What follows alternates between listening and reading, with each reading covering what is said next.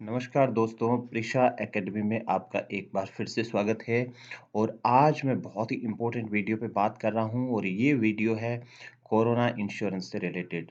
तो दोस्तों बहुत से कमेंट्स आ रहे हैं मेरे पास कि कोरोना इंश्योरेंस से रिलेटेड एक वीडियो बनाऊँ और कोरोना इंश्योरेंस अभी बहुत ही इम्पोर्टेंट टॉपिक हो रहा है। अगर आप देखेंगे तो भी काफ़ी लोगों की इसके बारे में जिज्ञासाएँ हैं।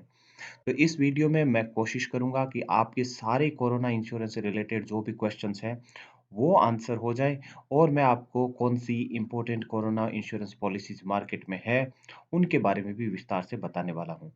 इस वीडियो को अंत तक देखिए। दोस्तों है क्या कि कोरोना आने के बाद लोगों का सवाल है वो है कि क्या आपको कोरोना पॉलिसी लेना चाहिए या कौन-सी अच्छी कोरोना पॉलिसीज़ है जो आज के टाइम पे मार्केट में उपलब्ध है या फिर आपकी जो हेल्थ पॉलिसी है, क्या वो ही कोरोना इंश्योरेंस के लिए काफ़ी है? क्या कोरोना से जो डिज़ीज़ है, वो आपकी हेल्थ इंश्योरेंस पॉलिसी में कवर है या नहीं है? अगर कवर है तो उसको कैसे देखना है? अगर नहीं है तो कैसे पता करना है उसका?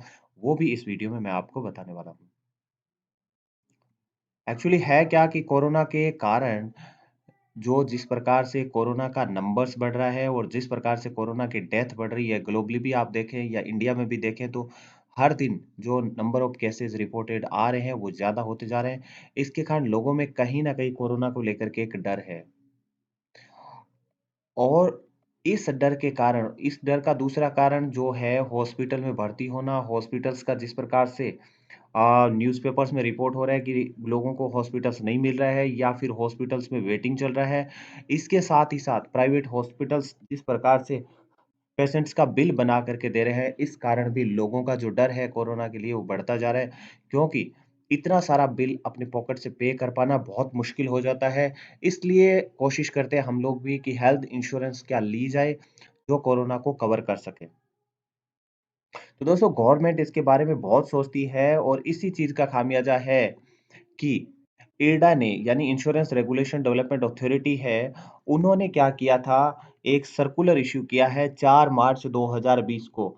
यानी ये सर्कुलर जो हमारा लॉकडाउन हुआ था उससे काफ़ी पहले ये सर्कुलर इश्यू कर दिया था और इस सर्कुलर में इरडा ने guidelines on handling of claims reported under corona virus यानी कोरोना वायरस के अंडर जो भी रिपोर्ट हो रहे हैं केसेज़ उनको हैंडल कैसे करना है, इसके लिए सारी इंश्योरेंस कंपनीज़ को एक गाइडलाइन इश्यू की थी। तो ये गाइडलाइन क्या थी, इस पे भी हम बात करेंगे। तो ऐसा नहीं है कि इस पे कुछ हो नहीं रहा है, गवर्नमेंट ने भी इसके बारे में सोचा है कि क्या केसेज़ आ सकते हैं, लोगों को परेशानियों का सामना करना पड़ सकता है क्योंकि ये पहली बार ऐसा केस आ रहा है, इसलिए इस पे रिलेटेड गाइडलाइंस पहले नहीं थी। तो इरडा ने ये गाइडलाइंस इश्यू की है। तो सबसे पहले तो दोस्तों मैं आप लोगों से एक सवाल पूछना चाहूँगा कि भई हेल्थ इंश्योरेंस पॉलिसी आपके पास है या नहीं? है अगर आप आपका जवाब या तो होगा कि आपके पास पॉलिसी है या नहीं है। अब आपने अगर हाँ बोला है तो मैं आपसे पूछूँगा कि क्या उसमें हॉस्पिटलाइज़ेशन कवर है? आपने हेल्थ इंश्योरेंस पॉलिसी ली है, उसमें हॉस्पिटलाइज़ेशन कवर है या नहीं है?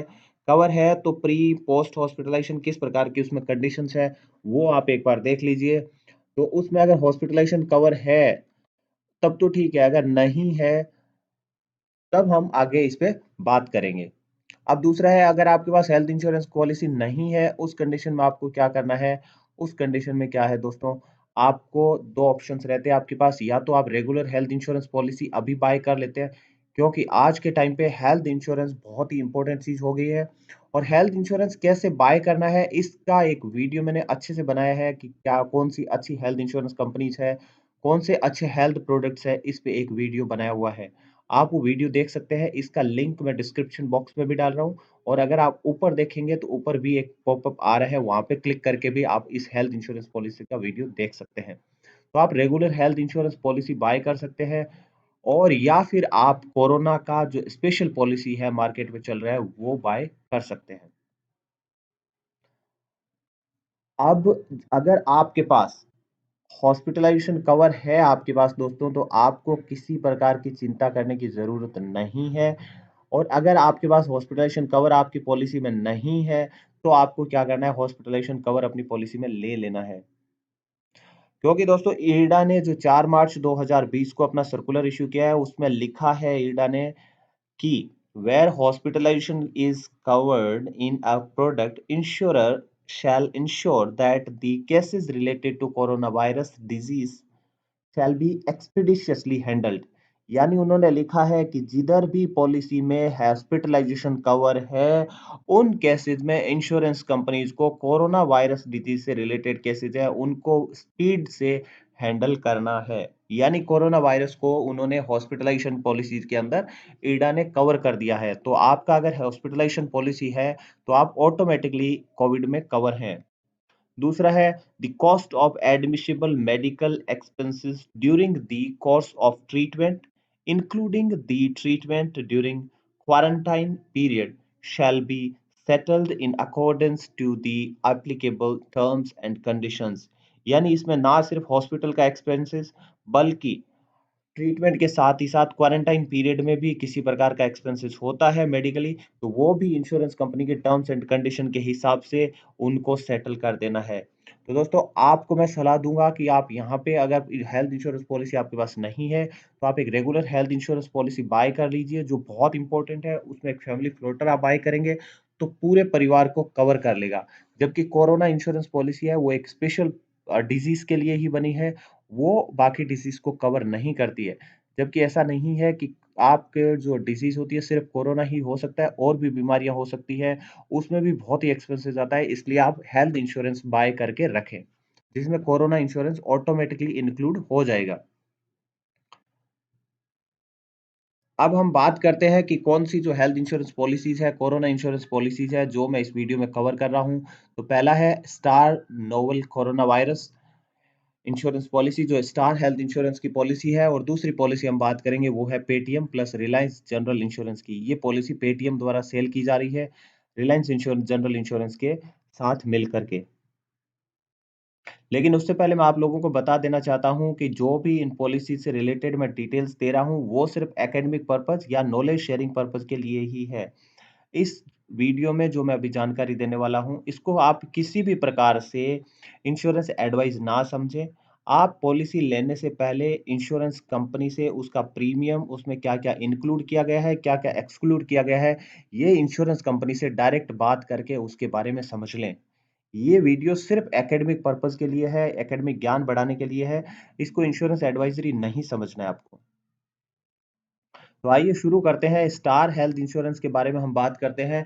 तो स्टार का जो पॉलिसी है वो काफ़ी सिंपल पॉलिसी है। इन्होंने बोला है कि 18 वर्ष से लेकर के 65 वर्ष का जो आदमी है वो ये पॉलिसी ले सकता है।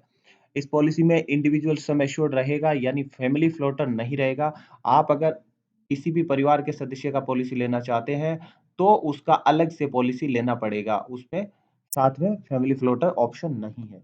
इसके अलावा डिपेंडेंट चिल्ड्रन है 3 महीने से लेकर के 25 वर्ष का, उसका माँ या बाप में से कोई भी अपने साथ उसकी पॉलिसी ले सकता है। उसके बाद है कि one individual can take only one policy, यानी सिर्फ एक ही व्यक्ति एक ही पॉलिसी ले सकता है। ये भी इसमें एक कंडीशन दी हुई है।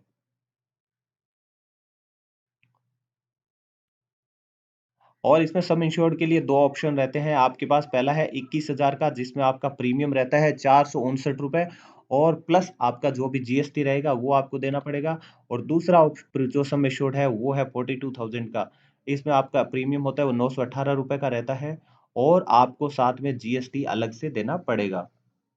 इसका जो बेनिफिट है, हॉस्पिटलाइजेशन अगर होते हैं ड्यू टू कोरोना वायरस, तो उस कंडीशन में ये जो सम एश्योर्ड है वहाँ तक का ट्रीटमेंट का कॉस्ट होता है, वो स्टार इंश्योरेंस पॉलिसी की तरफ से मिल जाता है आपको। इसके साथ ही साथ क्योंकि कोरोना वायरस का जो इंक्यूबेशन पीरियड 14 डेज़ माना गया है, तो ये पॉलिसी बोलती है कि आपको कम से कम पॉलिसी लेने के बाद 16 दिन का वेटिंग पीरियड रहेगा। यानी अगर आप 16 दिन के भीतर अगर कोई भी क्लेम आता है, तो ये कंपनी सेटल नहीं करेगी। अब बात करते हैं हम Paytm plus Reliance general insurance के बारे में। तो Paytm plus Reliance general insurance आप पेटीएम का जो मोबाइल ऐप है वहां से बाय कर सकते हैं, और वहां पे आप जाकर के देखेंगे तो पेटीएम ने बताया है कि ये पॉलिसी जो है वो 3 महीने से लेकर के 60 वर्ष के व्यक्ति के लिए ली जा सकती है। पॉलिसी में सम इंश्योर्ड के लिए इन्होंने 4 विकल्प दिए हैं। पहला है 25,000 का जिसका प्रीमियम रहता है 225, जिसमें टैक्स इंक्लूड किया हुआ है। दूसरा रहता है 50,000 का जिसका प्रीमियम रहता है आपका ₹452 विद टैक्स है, यानी टैक्स आपको अलग से नहीं देना है। तीसरा है वो है 1 लाख का प्रीमियम, जिसमें आपका जो प्रीमियम रहता है 1 लाख का सम एश्योर्ड है, उसका प्रीमियम रहता है ₹903। उसके बाद है 2 लाख का, इसमें प्रीमियम रहता है आपका 1805। इसमें 2 ऑप्शंस है, plan A and plan B. तो प्लान ए का है, उसका रहता है ₹1805 का प्रीमियम, और 2 लाख का दूसरा पॉलिसी है, उसका प्रीमियम रहता है ₹2212। ये है प्लान बी। इनके बारे में अभी हम विस्तार से समझेंगे कि है क्या, इनमें क्या-क्या इंक्लूड है। तो देखिए दोस्तों, इसमें जो पहला है प्लान 1, उसमें सम एश्योर्ड जैसा हमने बात किया था 25,000 का रहता है। इसमें क्या है, आपको ₹225 का प्रीमियम पेमेंट करना है और डायरेक्ट पेटीएम से आप ये पॉलिसी बाय कर सकते हैं। उसके बाद 25,000 जो है फिक्स्ड बेनिफिट है, वो मिल जाता है जब भी पॉलिसी धारक है वो कोरोना डिटेक्ट हो जाता है पॉजिटिव, तो उस केस में ₹25,000 मिल जाता है। इसमें भी वेटिंग पीरियड इन्होंने 15 दिन का वेटिंग पीरियड रखा है, और टेस्टिंग है, ये बोल रहे हैं किसी भी गवर्नमेंट ऑथराइज्ड हॉस्पिटल से ही टेस्ट किया हुआ होना चाहिए। और पॉलिसी का जो टर्म है, जिस डेट को आप पॉलिसी लेते हैं, वहाँ से लेकर के 1 वर्ष के लिए वो पॉलिसी मान्य रहती है। इसमें भी प्लान 2 है, प्लान 2 में सिर्फ सम एश्योर्ड बढ़ा दिया है, यहाँ पे सम एश्योर्ड आपका हो जाता है ₹50,000, और प्रीमियम की जो राशि है, वो बढ़ के हो जाती है ₹452 विद टैक्स। और तीसरा जो प्रीमियम प्लान है, उसमें सम एश्योर्ड है, वो 1 लाख का हो जाता है, और यहाँ पे जो प्रीमियम आपको पेमेंट करना होता है, वो है ₹903 इंक्लूडिंग टैक्स। अब बात करते हैं हम इसके प्लान 3 और 4 के बारे में, जो कि 4th प्लान है, इसमें पार्ट ए है, उसमें सम एश्योर्ड 2 लाख का सम एश्योर्ड है, ये पार्ट ए है।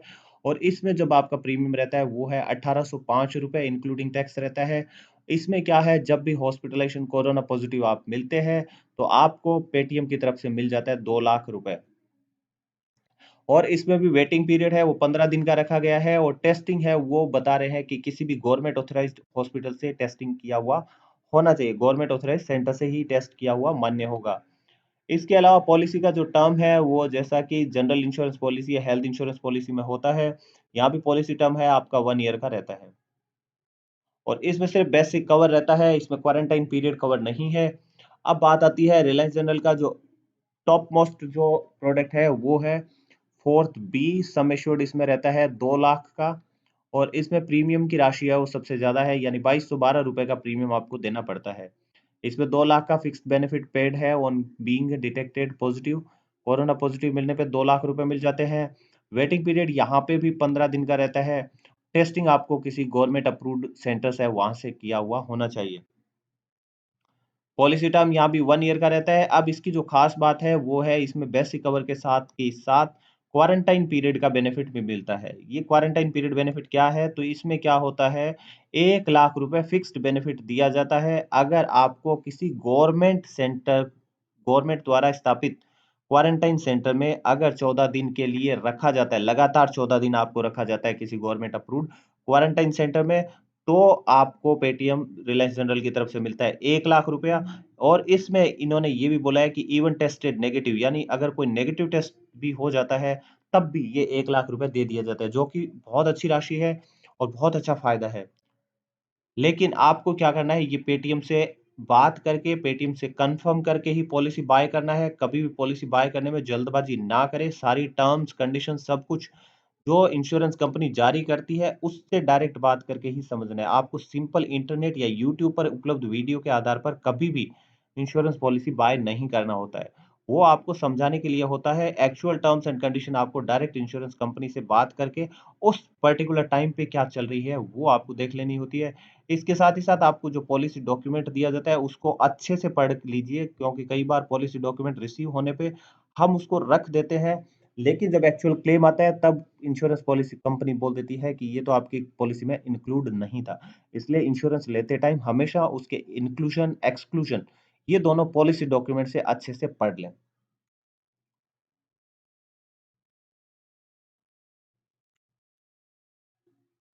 तो दोस्तों, आशा करता हूँ आपको जो वीडियो है ये अच्छा लगा होगा, और प्लीज़ इसको लाइक करना ना भूलें, और अपने दोस्तों के साथ शेयर करें। और अगर आप चैनल को सब्सक्राइब कर नहीं नहीं कर रखा है, तो प्लीज़ चैनल को सब्सक्राइब करें। और इस पे हम बहुत इंश्योरेंस से रिलेटेड वीडियोज़ है वो डालते रहते हैं। अच्छे-अच्छे वीडियोज़ आपको यहाँ पे मिलते रहेंगे। बहुत-बहुत धन्यवाद।